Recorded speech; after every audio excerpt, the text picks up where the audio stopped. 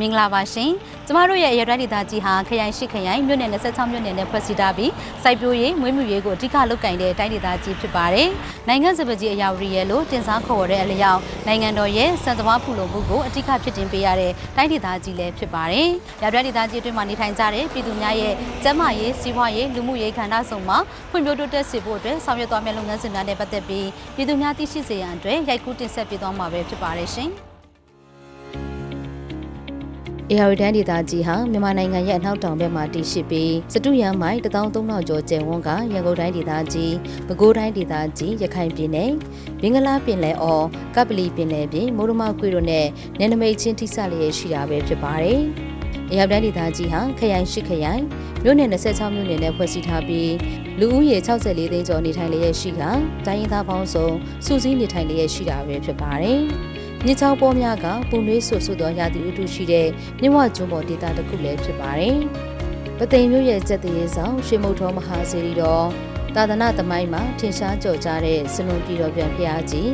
စံတော်ရှင်မြတ်မော်ရေစွန်းစေရီတော်စတဲ့သမိုင်းဝင်ရှေးဟောင်းဖျားပထိုးများစွာအပါအဝင်ရှေးဟောင်းသမိုင်းဝင်အထင်ကရနယ်မြေများအဆောက်အဦများစွာတည်ရှိတဲ့တိုင်းဒေသကြီးလည်းဖြစ်ပါတယ်။စံစဘာကိုအထူးစိုက်ပျိုးပြီးရေပဲနန်းနေကြပဲမျိုးစုံနဲ့ပြောင်းသီးနှံများကိုလည်းဖြစ်ထွန်းအောင်မြင်အောင်စိုက်ပျိုးလျက်ရှိတာပဲဖြစ်ပါတယ်။ခီးသွားဧည့်သည်များလာရောက်လက်ပပန်းဖြေရာတဘာဝအလှပနေရာများဖြစ်တဲ့ချောင်းသာငွေဆောင်ကမ်းခြေရွှေတောင်ရံဂေါ်ရံကြီးကမ်းခြေနဲ့အခြားထင်ရှားလှပတဲ့တဘာဝအလှပနေရာများတည်ရှိရာတိုင်းဒေသကြီးလည်းဖြစ်ပါတယ်။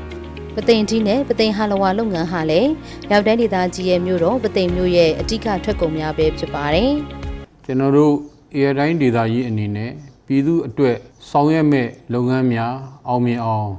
ကဏ္ဍလိုက်ဆောင်ရွက်သွားမှာဖြစ်ပါတယ်။လူမှုကြီးကြပ်ရေးနဲ့ပြည်သူအင်အားဝန်ကြီးဌာနအနေနဲ့အသက်18နှစ်ပြည့်ပြီ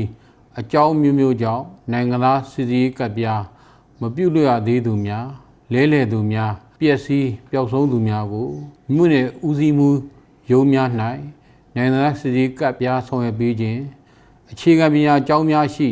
အသက်10နှစ်ပြည့်ပြီးနိုင်ငံသားစီစီကပ်ပြားမရှိသူများကိုနိုင်ငံသားစီစီကပ်ပြားကွင်းစင်းဆောင်ရွက်ပေးခြင်းအိမ်ထောင်စုလူဦးရေစင်းမရှိသူများကိုအိမ်ထောင်စုလူဦးရေစင်းထုတ်ပေးခြင်း biometric data များကောက်ယူ၍ UID ထုတ်ပေးခြင်းလုပ်ငန်းများကိုအချိန်ကာလအပိုင်း2ပိုင်းနဲ့ဆောင်ရွက်ပေးလျက်ရှိပါတယ်လူမှုကြီးကြပ်တဲ့ပြည်သူ့ရာဝန်ကြီးဌာနအနေနဲ့နိုင်ငံသားပြုခွင့်ရသူများနဲ့နိုင်ငံသားအဖြစ်ခံယူမဲ့သူများကိုဥပဒေနဲ့ညီစဉ်ဆက်မပြတ်ဆောင်ရွက်ပေးလျက်ရှိပါတယ်ကျွန်တော်ဝန်ကြီးဌာနအနေမှာလာမယ့်စီမံချက်အဖြစ်သတ်မှတ်ပြီးတော့မှဧပြီလ20ရက်နေ့ကနေစပြီးတော့မှဇူလိုင်လ31ရက်နေ့ထိဆောင်ပြီးတော့မှာဖြစ်ပါတယ်ပထမပိုင်းအနေနဲ့အသက်16နှစ်ပြည့်ပြီးတော့အကြောင်းမျိုးကြောင့်နိုင်ငံသားစစ်စစ်ကပြားမဆောင်ရွက်သေးသူတွေအိမ်တော်စုစင်မရှိတဲ့သူတွေကိုဥပဒေနဲ့ညီမြို့နယ်ရုံးမှာဖိတ်ခေါ်ပြီးတော့မှဆောင်ရွက်ပေးလျက်ရှိပါတယ်ကျွန်တော်ဒုတိယပိုင်းအနေနဲ့တော့ကျောင်းဖွင့်မဲ့ရာသီဖြစ်တဲ့ဇွန်လ1ရက်နေ့ကနေမှစပြီးတော့မှဇူလိုင်လ31ရက်နေ့ထိအသက်10နှစ်နဲ့18နှစ်ကြားကျောင်းသားကျောင်းသူများကိုနိုင်ငံသားစစ်စစ်ကပြားများဆောင်ရွက်ပေးခြင်းကွင်းစင်းဆောင်ရွက်ပေးခြင်းလုပ်ငန်းများနဲ့ဆက်လက်ဆောင်ရွက်သွားမှာဖြစ်ပါတယ်ကျွန်တော်တို့ဝန်ကြီးဌာနအနေနဲ့ပြည်ထောင်စုဝန်ကြီးရုံးလမ်းညွှန်ချက်များနဲ့အညီဆောင်ရွက်တဲ့နေရာမှာမြို့နယ်ရုံးလာရောက်ဆောင်ရွက်တဲ့ပြည်သူများအနေနဲ့တက်တော့တက်တာရှိစေမှုအတွက်ကိုရှေ့ရှုပြီးတော့မှအေဂျူကောင်တာထားရှိခြင်းစုံစမ်းရေးကောင်တာများထားရှိခြင်းကျွန်တော်တို့ယဉ်ကျေးပြုငါစွာနဲ့ဆက်ဆက်မှုတွေရရှိနိုင်အောင်ကျွန်တော်တို့ဆောင်ရွက်လျက်ရှိပါတယ်အထောက်အထားများပြည့်စုံတဲ့သူတွေကိုတော့ကျွန်တော်တို့နေ့ချင်းပြီးဆောင်ရွက်ပေးလျက်ရှိပါတယ်ကျွန်တော်အထောက်အထားမပြည့်စုံတဲ့သူများလွယ်လင့်လူကိုဆောင်ရွက်နိုင်ရေးအတွက်ကျွန်တော်တို့ဝန်ထမ်းများကိုကိုယ်စီတာဝန်ချထားပေးလျက်ရှိကြောင်းတင်ပြပါတယ်ပြည်သူများအနေနဲ့မိမိတို့ကိုယ်တိုင်ဓာတ်ရိုက်လာရောက်လျှောက်ထားစီလိုပါတယ်အကျဉ်းနှမှုရှိလို့ရှိရင်လည်းအတိပေးတိုင်ကြားနိုင်ဖို့အတွက်လည်းဖုန်းနံပါတ်များကိုလည်းထင်သာမြင်သာရှိတဲ့နေရာမှာကြီးညာထည့်သွင်းထားပါကြောင်းတင်ပြအပ်ပါတယ်ကျွန်တော်တို့အေရတိုင်းဒေသကြီးဟာစိုက်ပျိုးတိုင်းဖြစ်တဲ့အတွက်စိုက်ပျိုးကဏ္ဍဖွံ့ဖြိုးတိုးတက်စီရန်လဲဦးစားပေးဆောင်ရွက်လျက်ရှိပါတယ်စိုက်ပျိုးဦးစီးဌာနအနေနဲ့မိုးစပါးရေတော်မိုးတော်ဧရိယာများမှာသစ်စိမ်းမြေဩဇာပိုက်ဆံလျှော်ကျဲပတ်ခြင်းနဲ့မြေမြုပ်ထည့်သွင်းခြင်းလုပ်ငန်းကောက်ရိုးဆွေးစပခုံဆွေးဘိုးကရှိပြုလုပ်ခြင်းများထည့်သွင်းခြင်းလုပ်ငန်း ကျွန်တော်မိုးစပါမျိုးစေ့ထုတ်ဧရိယာများစိုက်ပျိုးခြင်းမြေဩဇာမျိုးစေ့ပိုးသက်စေအယောင်းဆိုင်များစစ်ဆေးခြင်းမြို့နယ်များ၌တောင်သူပညာပေးသင်တန်းဆွေးနွေးပွဲကွင်းသစ်ပြပွဲများဆောင်ရွက်ခြင်းတိုင်းဒေသကြီးဦးစီးမှုရုံး၌လက်မှတ်ရပိုးသက်စေကင်တွယ်သုံးဆွဲသူများသင်တန်း CPA 2ကြိမ်တစ်ကြိမ်နှင့်သင်တန်းသား200ဦးဖြင့်ဖွင့်လှစ်ခြင်းကော်ဖီပြိုးပင်2000ဧကစာအတွက်ပြိုးပင်8,900,000ပြိုးထောင်ထားရှိပြီးဖြစ်၍ပြိုးပင်များဖြန့်ဖြူးခြင်းຫນွေစပါး Rice Export ဇုံများဆောင်ရွက်ခြင်းမိုးစပါး Rice Export ဇုံများဆောင်ရွက်ခြင်းမိုးစပါးနိုင်ငံစီးပွားမြင့်တင်ရေးရန်ပုံငွေရရှိရေးစီမံဆောင်ရွက်ခြင်းစတဲ့လုပ်ငန်းများကိုဆောင်ရွက်သွားမှာဖြစ်ပါတယ်နိုင်ငံစပကြီးအရာဝတီရဲ့လို့တင်စားခေါ်ဝေါ်တဲ့အလျောက်နိုင်ငံတော်ရဲ့စံစဘာဖူလုံမှုကိုအထူးဖြစ်တင်ပေးရတဲ့အပြင်နေ့စဉ်စဘာဆိုင်ဧက50သိန်းကျော်ကထွက်ရှိတဲ့စဘာများကိုအစစ်မြစ်စံဆက်ကြီးများဖြင့်စိတ်ခွဲကစံစကွဲအစစ်မြစ်ပေါင်းစံတို့အားဒေသရင်းစားသုံးမှုဖူလုံဖို့ရှံကပြည်တွင်းပြပသို့တင်ပို့ရောင်းချလျက်ရှိရပဲဖြစ်ပါတယ်ဝင်းမျိုးနဲ့ကုသရေးဦးစီးဌာနအနေနဲ့လည်းအသားကဏ္ဍမှစားနပ်ရိက္ခာဖူလုံရေးအစားအစာဘေးကင်းရေးနဲ့မွေးမြူသူများဝင်ငွေတိုးတက်စေအတွက်အဓိကကျတဲ့လုပ်ငန်းစဉ်9ခုကိုလည်းဆောင်ရွက်ပေးသွားမှာဖြစ်ပါတယ်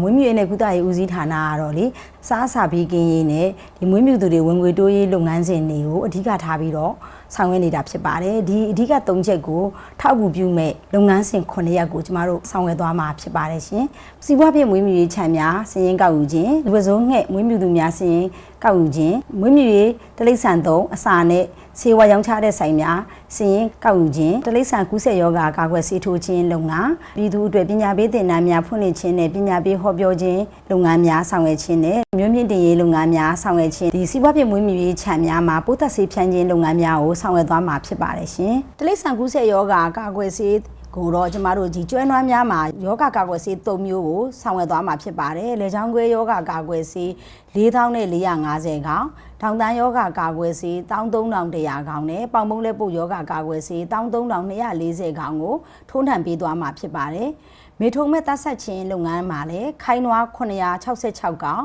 နိုစားနွား943ကောင်၊အသရိုးနွား485ကောင်စုစုပေါင်း2184ကောင်ကိုမြို့မြင့်တင်ရေးဆောင်ရွက်သွားမှာဖြစ်ပါတယ်။ပညာပေးသင်တန်းဖွင့်လှစ်ခြင်းအနေနဲ့ကတော့138ကြိမ်ဖွင့်လှစ်ဆောင်ရွက်သွားမှာပဲဖြစ်ပါတယ်ရှင်။စီးပွားဖြစ်မွေးမြူရေးခြံများပိုးသက်ဆေးဖြန့်ခြင်းကိုတော့26မြို့နယ်မှာကျမတို့980ကြိမ်ဆောင်ရွက်သွားမှာဖြစ်ပါတယ်ရှင်။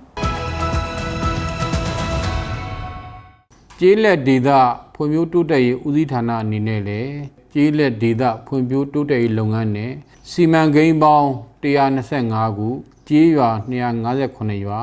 လူဦးရေ6000ကျော်အကျိုးပြုဆောင်ရွက်သွားမှာဖြစ်ပါတယ်။ရာဒေသကြီးကျေးလက်ဒေသဖွံ့ဖြိုးတိုးတက်ရေးကနေပြီးတော့မှကျေးရွာဖွံ့ဖြိုးတိုးတက်ရေးလုပ်ငန်းများကိုဆောင်ရွက်လက်ရှိရမှာကျေးလက်နေပြည်သူများတန်ရှင်းသောတောက်သုံးရရှိရေးအတွက်ရေပေးလုပ်ငန်းပေါင်း19ခုကိုကျေးရွာ19ရွာမှာပေါင်းတဲ့ပေါ်ဆောင်ရွက်လက်ရှိပါတယ်။စိုက်ပျိုးရရှိရေးလုပ်ငန်းများအတွက်ဆိုလာတစ်စနစ်လုပ်ငန်း20စုံကိုလည်းကျေးရွာ22ရွာမှာ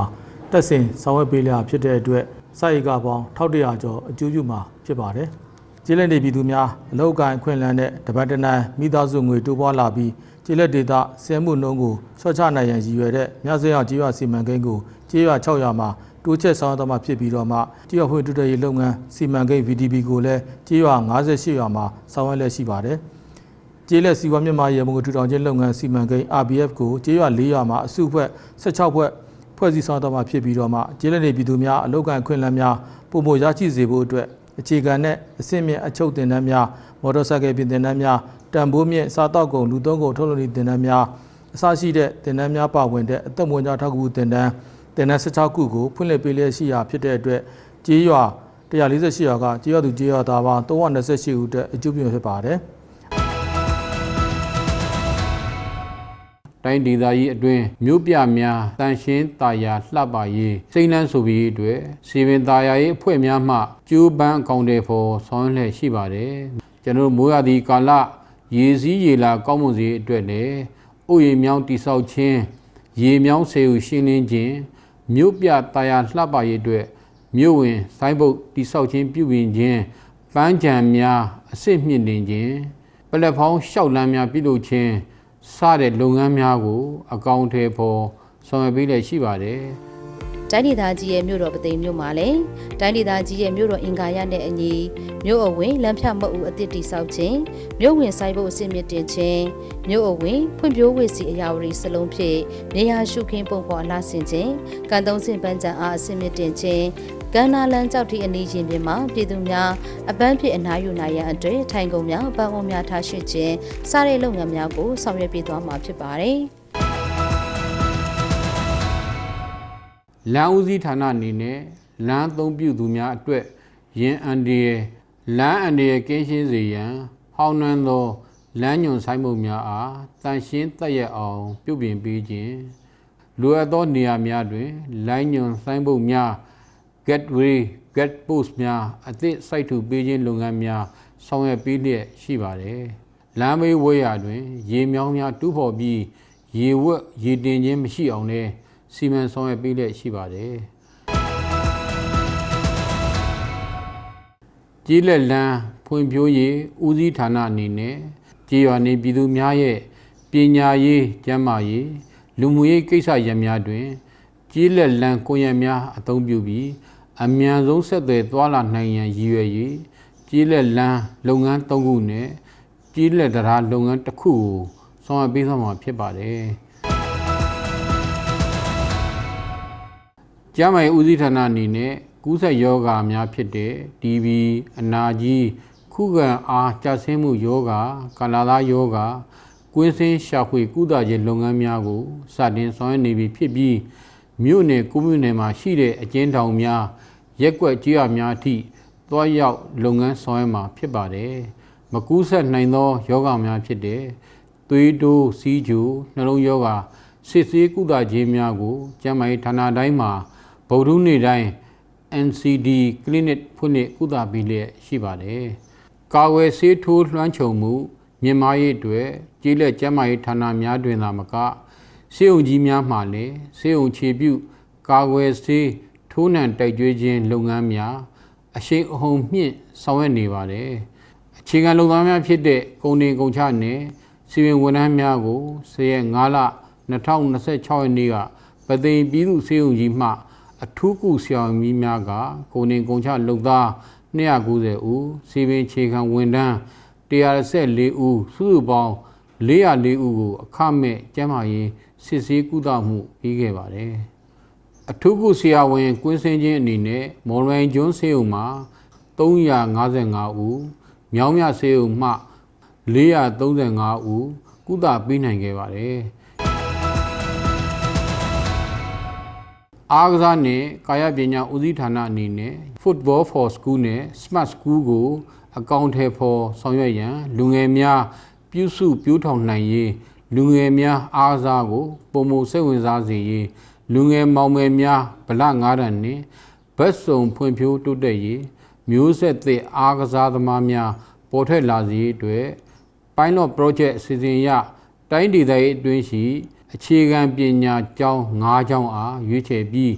ဘောလုံးပြေးခုန်ပစ်ပိုက်ကျော်ချင်းရေကူးကစားနည်းများကို4ရက်5လ2026ရက်နေ့မှ22ရက်5လ2026ရက်နေ့ထိအင်အား200ဦးစီစတင်ဖွင့်လှစ်ဆောင်ရွက်နေပြီဖြစ်ပါတယ်ကျွန်တော်တို့ AI တိုင်းဒေသကြီးအားကစားကဏ္ဍဖွံ့ဖြိုးတိုးတက်ရေးမျိုးဆက်သစ်အားကစားသမားကောင်းများပေါ်ထွက်လာရေးအတွက်ဆောင်ရွက်သွားမှာဖြစ်ပါတယ်ကျမတို့ရဲ့အရာတိုင်းဒေသကြီးဟာမြဝကျွန်းပေါ်ဒေသဖြစ်ပြီးစိုက်ပျိုးရေးထုတ်ကုန်မွေးမြူရေးထုတ်ကုန် MSME ဒေသထွက်ကုန်များစွာထွက်ရှိတဲ့တိုင်းဒေသကြီးဖြစ်ပါတယ်။ရာတိုင်းဒေသကြီးအစိုးရအဖွဲ့အနေနဲ့ပြည်သူများရဲ့လူမှုဘဝဖွံ့ဖြိုးတိုးတက်စေရေးထုတ်ကုန်များတိုးမြင့်ထုတ်လုပ်နိုင်ရေးခရိုင်မြို့နယ်ကျေးရွာဖွံ့ဖြိုးတိုးတက်စေရေးအတွက်ကဏ္ဍစုံကနေဆောင်ရွက်ပေးနေမှုများအားပြည်သူများသိရှိနိုင်ရန်အတွက်ဒီစီစဉ်လေးကနေရိုက်ကူးတင်ဆက်ပေးလိုက်ရပါတယ်။